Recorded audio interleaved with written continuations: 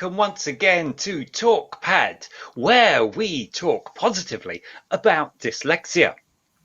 And today, as the autumn comes upon us, I am joined once again by my fabulous co-hosts, my co-dyslexia avengers, the famous McAnshes, Charlotte and Jamie. And not only are they here with us, but our amazing guest, Debbie Bridge. Hello, Debbie. Hello, Jamie. Hello, Charlotte. Now, sorry to talk over you. But I'm so excited to be here. And I am at this point ready to launch into the amazing intro that has been waited for 4 weeks. And this month, I've got to say though, Debbie, it's been a struggle for me to do because there's so much about you. You've done so much. I didn't know what to cut out and what to put in. So we'll see how it goes. It's all true because I got it off the internet. It's got to be right. And obviously it's a complete mystery to you until it's revealed. So hold on to your seats. Here we go. Let me tell you all about Debbie Bridge. Debbie Bridge is a Canadian actor and a singer and a voiceover artist, among other things, who lives in London. Debbie is a professionally trained opera singer. She is known for her considerable work on stage and screen. Her credits include multiple film roles, TV roles, theatre roles, and musical roles. I do not have enough time to mention them all here. Sorry about that. Debbie has an extensive stage background, which includes Shakespeare, notably playing Gertrude in Hamlet, and opera productions, for example, as Rosina in The Barber of Seville. Debbie has sung at the famous Abbey Road Studios in London and performed in the West End of London. Debbie is really good at singing. Here are her best styles in alphabetical order: a cappella, cabaret, classical, contemporary, lyric, soprano, and opera, as well as choral, country, dancehall, folk, pop, and swing.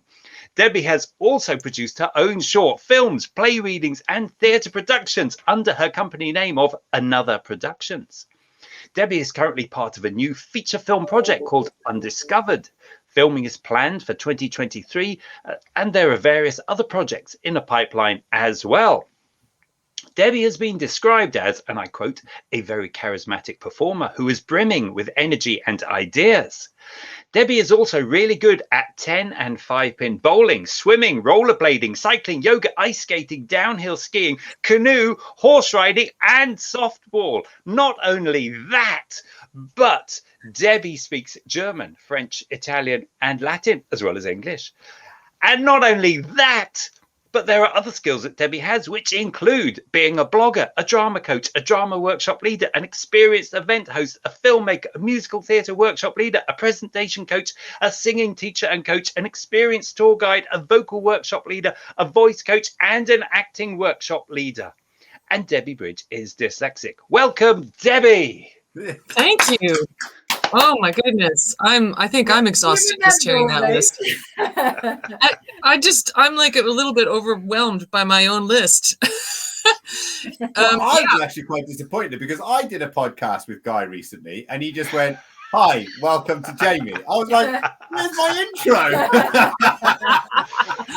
Your time will come.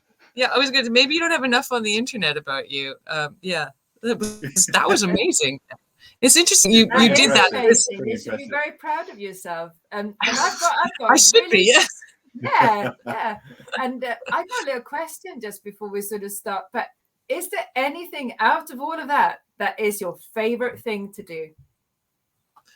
Oh, my favorite thing to do is definitely acting, and acting with an audience. That's probably my favorite thing, because I really love that immediate relationship you get to have with the people right in front of you. That's my favorite thing to do. So I do that in lots of different guises in different ways. That could even be just teaching a class, because the way that you react with your students and they react with you is very exciting and interesting. And that's my favorite. Live is my favorite. I've got a little bit of a secret here. I'm not sure if Guy knows this actually, Debbie, but we do have something in common. Is I have also performed on stage and I've also worked in the West End. But I work in the West End backstage. Hey, I've done that too. What's that? Oh, left it out. It worked backstage. It just seems to be a part of what you do when you're producing your own work. Yes, yeah.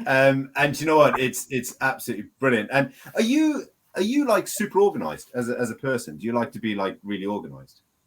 People say that I am.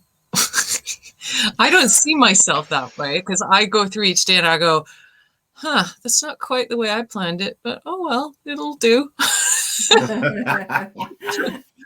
Yeah, I try to be, and I definitely am a goal setter, list writer type of person because I really feel a good like, oh, I did that thing.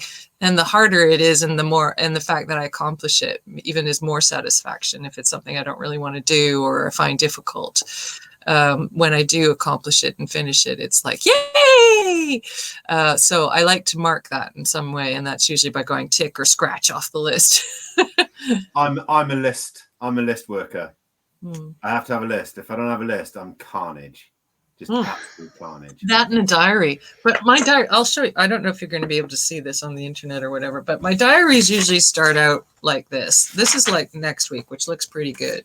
It's, I don't like get the camera right. Yeah. So it's not that bad. Yeah. But then if I go back to last week, you'll see that what happens to it, it starts to morph into something much messier and uglier. See, that diary reminds me of Charlotte's. I call Charlotte's diary the graffiti wall because I can't find head nor tail of it. Yeah. But Charlotte knows how to use it, so that's okay. And then she just tells me what I need to do. Yeah, and I think it's a sign of a genius because Agatha Christie used to write in her own language. And it was very much that weird shorthand that she created for herself and in her writing. So I just think it's, Charlotte, we're geniuses. That's all. Absolutely. I can't read. It looks like shorthand. It's just not meant to. It's our shorthand. Yeah, mine's relatively illegible. I actually got to the point now where I can't read my own handwriting. And I certainly can't understand what it is I'm trying to say because I can't read the words because they're not right words anyway. So I've almost given up on my own handwriting. There is that. Like I take notes sometimes and I'm like, oh, I know I meant a very good intention with that note. But whether I remember what that was, no, probably not. It's better if I have it orally than if I have it written down. Definitely. Yeah. I've got a question here, though. I've got to ask from the thinking about dyslexia type of thing. Dyslexia, words, acting, opera, learning lines, singing from musical notation. How does that work? Well, it's interesting you asked this because this week I actually had a coaching with a dyslexic singing teacher because I wanted to explore a bit more if there was more I could be doing to help myself with that, in particular musical dyslexia. It's something that sadly is not nearly as well supported and understood. And so it's something I'm very passionate about trying to change because I know I face a lot of problems with that.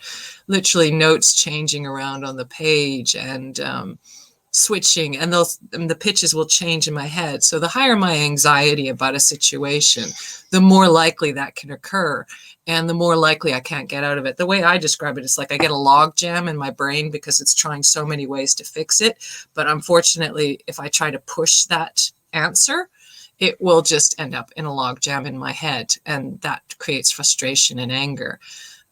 So I met with her and she was pretty much like, oh, actually, you're doing really well. You're doing all the things that you need to do. Or she knew at a lot of the stuff that I've already figured out on my own. And so that was really good to hear. So what it does is it means there can be more work involved to try and make sure that it's what it is meant to be on the page. So I will have to work with a coach, a musical coach, more than any other type of coach that they go, oh, you're not singing that quite right. It's actually this, or I get a recording of it and listen to the recording and make sure that if it's a troublesome area for me to figure out, I can hear it. So I can hear it better orally. So hearing things orally works a lot better. So when they created backing tracks and, recordings that you could just pull off the internet, that made my work a lot easier as a dyslexic person. Whereas when I started in the industry, those things weren't there. So it was a lot of hard work and a lot of frustration. And I didn't know I was dyslexic. So I also didn't understand why I was having these problems when everybody else seemed to be, they just picked the music up and they were like, oh, there, I can do it. And I'm like, what? So a lot of patience I've had to learn over the years, and really picking it apart. So when I have the music in front of me, I explained it to her yesterday. I do it 3 times. So if it's a bar of music I know is a problem, I will take that bar of music and I will just work it 3 times in a row.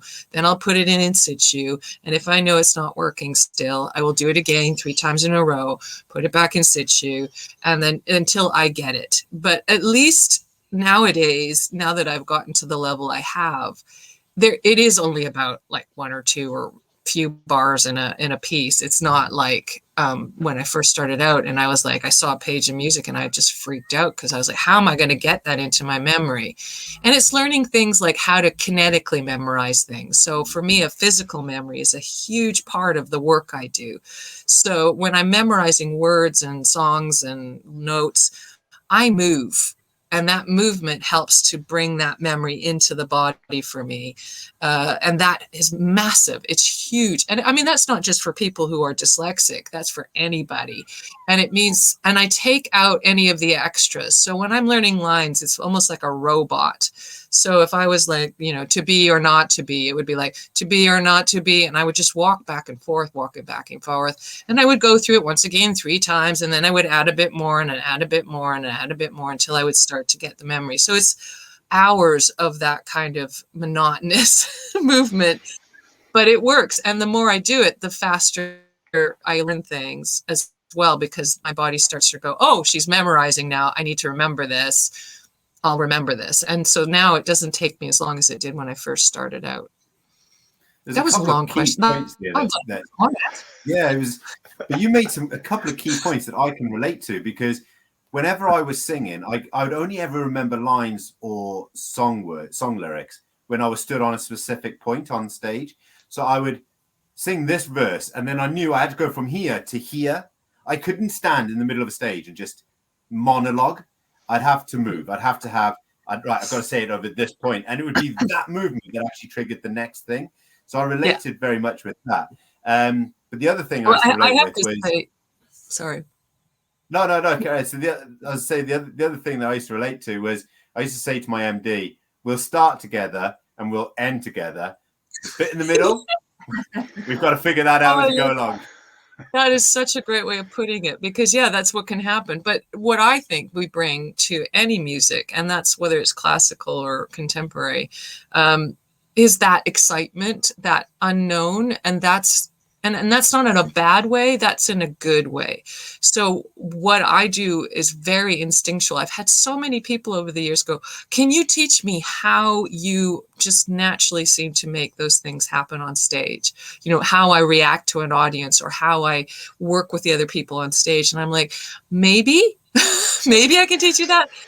But it's also part of being dyslexic. It's just we have this natural ability to go with something that other people who are more linear thinkers might find terrifying or difficult, because all of a sudden they're out of their comfort zone. And whereas we're constantly out of our comfort zone, it's like that's the norm. And so we thrive. I think I thrive when I can be free to do things and not feel too constrained.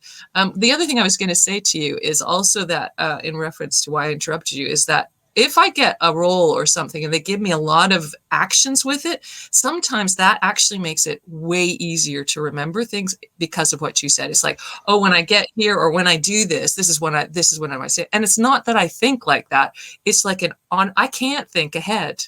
So I literally just do it and trust that when I get to that spot, it's going to be there. So that would be terrifying for most people, is like, I'm just going to walk out there and do this and trust that it's going to be the right word at the right time with the right pitch. And that's incredible, though. Yeah. That's such an amazing gift to have. But I can relate to that perfectly. And actually, I remember doing a show called Blitz. I played a part called Harry Blitzstein, and the show was written by Lionel Barr. It was one of his first pieces. and it was obviously to celebrate the Blitz. And I played opposite another character, and we come out, and he was sat on a bench. And on the one night he went out, he was sat on the wrong side of the bench, and it completely threw me. I completely forgot my lines. And I just stood there going, well, until something triggered. And then when it triggered, I kicked back into the role again. But I told him off afterwards for sitting on the wrong side of the bench. Well, see, nowadays I'm much better. If I don't need that. If anything, I'm much better. If things go wrong, I'm like with it because I'm in that moment more. And I think that's also partially from the acting training. I did the Meisner technique with the Impulse Theater and Scott Williams, and that really helped me get rid of the intellectual need to control the situation a certain way so that it would work, and just really learn a lot more trust that I'm going to know what I need to know when I need to know it.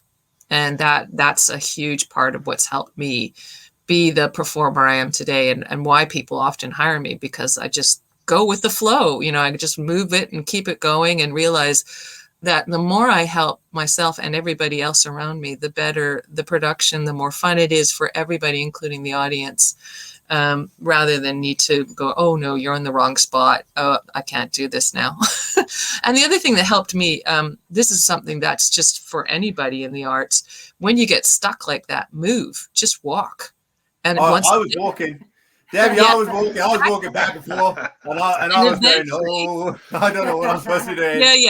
Once the nerves calm down, it just plops right in, and you're back right in. It is, yeah. It was because I froze. I froze, and I never froze. Like, it was the first time ever, and I was just like, and I'm digging deep. I'm digging deep into the black hole of my brain. All I needed was the first word. I just couldn't find it. And then Kevin, who was playing the opposite of me, just went, aren't you meant to be saying this now? And I was like, yes, mate, that's exactly. And he just kicked in, and everyone, because it was a comedy, you could get away with it. Exactly. It's amazing how it can work when and the audience loves those moments, absolutely loves those things when it's that, they know that's never going to happen again. That performance was it. That's an amazing event to be a part of and watch. I know that from myself as an audience member, as much as being the person on stage. That's really exciting. When it goes wrong and you manage to find the way through it, that is just gold. Well, that's what makes it real, isn't it? But I had a little question for you, because you said you didn't know when you started out about your dyslexia. So was music and singing something that you kind of took to because some other things were challenging, or was it just always in your life? No, I always think, and this is so cliched, it found me. So what happened is up until the age of 11 or 12, I did everything my older brother did. And then I was like 13, boom, I'm going to be my own self. And the only thing my brother hadn't done was the arts. So I was like, well, I'm going to do that because he'll never do that. And then I'll excel in that. And then I'll be like the golden child in that. Because he was like amazing at sports and everything. And I couldn't ever beat him on any of those. And so, it was just sibling rivalry, really, that ended up, I landed in doing the arts. So I wanted to be an actress at 13. I did acting in grade 8 in Canada, and it was terrible. It was absolutely horrible. It was that like melt like an ice cream, be like a tree thing. And I was like, this isn't acting. I don't want to do this for 5 years with this ridiculous method. So I then went, I'll go into singing and dancing. And so I then joined the choir, and they were like, oh, you're talented. You've got a talent there. And I was like, I am. Oh, okay. My ego was like, yeah, okay. I've got talent. Oh, I'm going to be a talented person. Because, you don't hear that a lot when you're dyslexic as a child, because I fought so hard to try and learn how to count and do math and divisions and spell. And I couldn't understand why none of that. I've always felt like I'm an A student, but I'm running at a C- to B+ level. And that was just so difficult. So when somebody said to me, you've got talent and you can excel at this, I went, I'm going with that, because nobody's ever really said that to me at such a level. And so that's where it started. And to be honest, I sang off key. So I don't know what the talent was that they saw, but I guess it was the sound. There was a sound that I have that a lot of people are like, that's an amazing sound. And I'm like, okay, whatever. I didn't know opera when I started. I wanted to do musical theater or pop. That was popular. People like you then. And of course, like any teenager, I wanted to be liked. So when I ended up in college and they're like, you should actually study opera. I'm going, what? A woman that's fat with horns on her head screaming? Why would I want to do that job?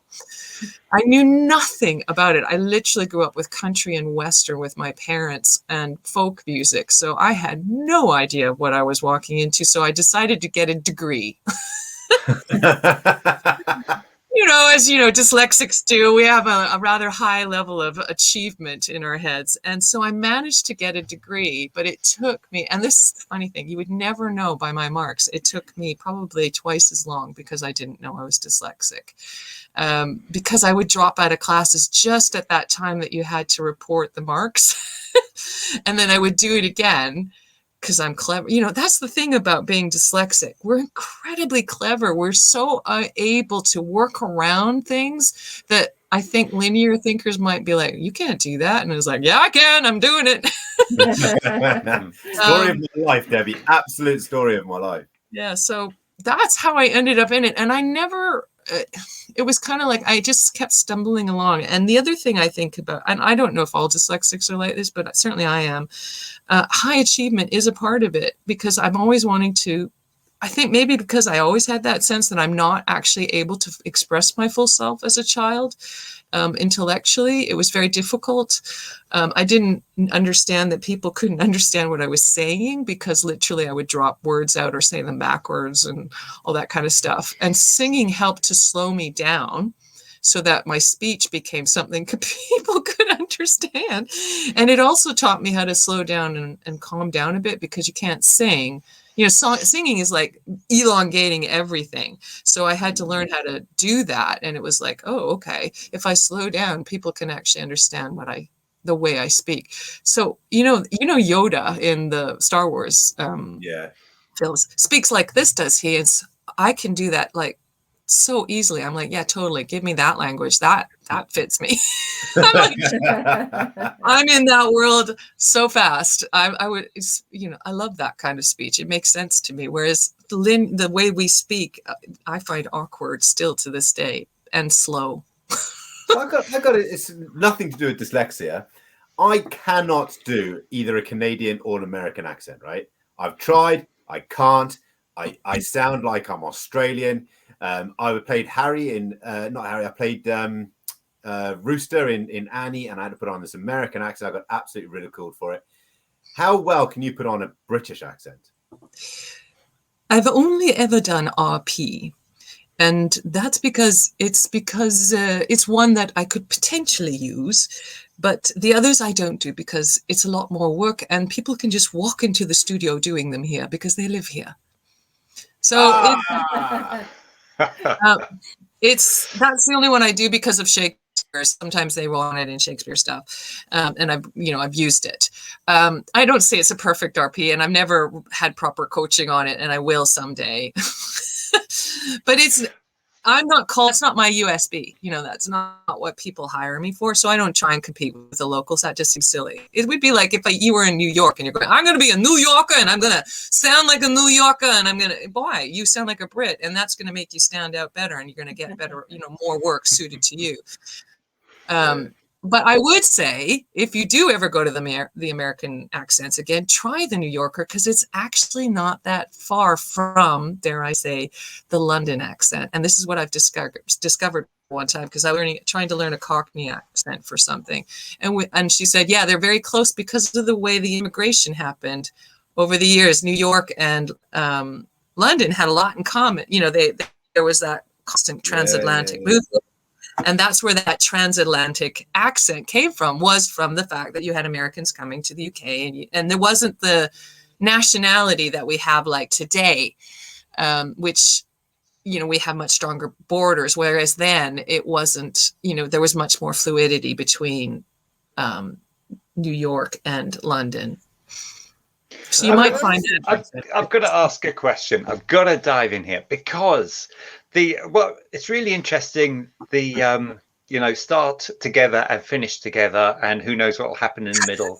And that kind of falls in the realm of interpretation, doesn't it? Or possibly improvisation. The classical music world has got to have, I don't know whether it is or not, but it has a reputation, doesn't it, for everything has to be in a particular way. The notes are there, those are the notes. You can't muck about with them. So how do you reconcile that? Well, you know what? It's a lie. That's a comfort. Yeah, and it's a lie that a lot of people buy into, and mostly MDs, music directors. Anybody who doesn't know what an MD, it's not a medical doctor. So musical directors are your biggest enemy on that one, because I'm not going to talk from their perspective, but if you look at the singers out there, especially the soloists, the ones that are making money, they never sing it the same. No. They always put their own interpretation. A really great conductor is there to breathe and work with the singer or the actors or whoever's on stage or in the orchestra. That's the point. They're only there to be the medium of control between all of the voices and I don't mean just the singing voice, I mean the instruments and everything. That's the role of the conductor or the musical director. When they start to become too you held that note too long, or there needs to be a discussion about it, i.e. if you want to hold that note longer or shorter or whatever the case may be, sometimes the orchestra can't play it that slow or that fast. So there's that conversation that needs to happen. So you do negotiate those moments. But I believe music of any kind needs to be able to have that freedom, because why would you want to buy a record if you want to hear the same thing over and over and over and over again, if you think that's the perfect performance of that particular work.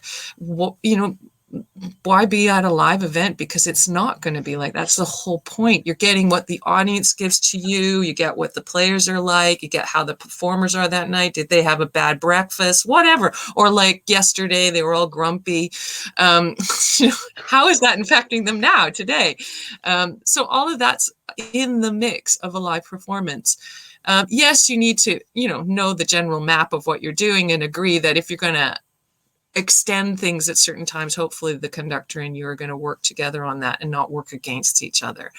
I'm saying conductor, MD, music director. So that's my answer to that. It's frustrating. It's very difficult when you're starting out because you think you need to do everything perfectly. Well, there is no perfect. It's not possible. There's no perfect. I always say, I liken it to a wedding. Everybody does everything they can to make the perfect day, whatever that is. And you're guaranteed at least one thing's going to go wrong, because that's just the way life is. I've had 2 marriages now, and the first time the wedding cake melted because it was too hot. That it's not something you can fix. The second time I got the dress and they didn't have enough fabric, so it didn't quite fit right. It's the day. I'm not going to be able to do anything about it. Make the best of it. Everything else was great. So it's whatever you focus on is what matters. And I think one of the reasons people have hired me over the years, literally, I've had people like, we just want you in the show. We're not really sure where we're going to put you yet, but we would just like the way you do things. And I think that's the thing that the more, I'm going to say neurodiverse brain brings to anything, because they bring that extraordinary thing, because you just don't know what it is, and neither they until they do it usually. Well, I've got to admit, when I was on stage, half the time I didn't know how I was going to end up. So, exactly. So it was anybody's guess, right? And I was very good at adding lib as well. So half the time, neither did the rest of the cast know what was going on. But it was all good. I still managed to get in there.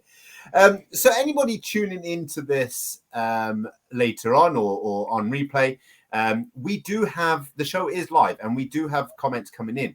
And someone called Adrian Chase has commented in, and he said, you have to feel the emotion at a live event. That's the point, isn't it? Mm-hmm. And Adrian, you couldn't be more right. It really is emotion, especially when you forget your lines. There's a lot of emotion, or generally just motion. Guy, any more questions, buddy? Yeah, well, I'm just reflecting on what Debbie said earlier about your acting training. It sounds like the outcome of that is that you give confidence to everybody around you because you trust yourself so much. And you've done all that practice and you've got stuff embedded. You trust yourself, and so you go into a thing knowing that whatever happens, you're going to be fine. And I think that whether you do it consciously or not, I think that really just flows out to other people. And it's wonderful, when you come across people like you who give off that vibe, especially for us nervous neurotypicals who are thinking, oh, am I going to remember my words? What am I going to do? Or what happens if this happens and that happens? And so someone who has the confidence, well, it's not only the confidence, is it? It's the capability to think outside the box and to pull things together in an instant. Is it's just great to be. It's like having Jamie here beside me, almost virtually, knowing that whatever I do wrong, he will be able to cover up. So it's it's a great blend, isn't it? You have to have some of us neurotypicals just to kind of, we're padding, aren't we, for the fireworks in the show. Well, maybe you create more of the structure that sometimes we kind of, because it can get too chaotic, and I think that's an important aspect to recognize, that structure does need to be there, and that I'm not saying that people who are more what I call linear thinkers aren't able to create their own chaos, and that we're not able to be structured. It's just that being aware of both. It's a strength that everybody, I totally believe that everybody brings what's needed to the table. And you're right. Maybe because I grew up doing a lot of team sports, I recognize that as a team, we're going to be stronger and win the game, or, in this case, do a good performance better than if I'm working against the people around me. Even if I don't like them and they don't like me, at the end of the day, that's not going to serve the situation or the purpose of why we're there. I will always want the audience to have that sense of that was an amazing event and that was fun, or whatever, or it moved me, or whatever it is, because not all shows are happy. So yeah, that's more important to me than my own personal feelings about the people on the stage. But I would like to believe that no matter who I'm working with, that they don't think I'm going to pull a rug out from underneath them and make them look bad just because I don't like them or they don't like me or whatever.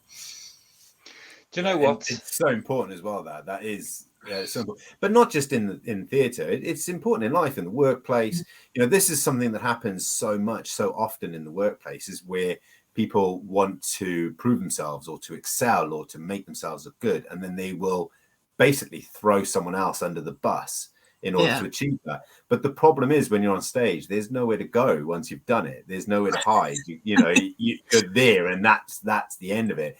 And we've always said, haven't we, teamwork makes the dream work. And when you say about structured chaos, I'm the pinnacle of structured chaos. I like structure, but I cause complete chaos. And it's funny, when we tried to structure these podcasts, actually, we realized that I was struggling because there was too much structure. I needed that open space to kind of be myself a little bit.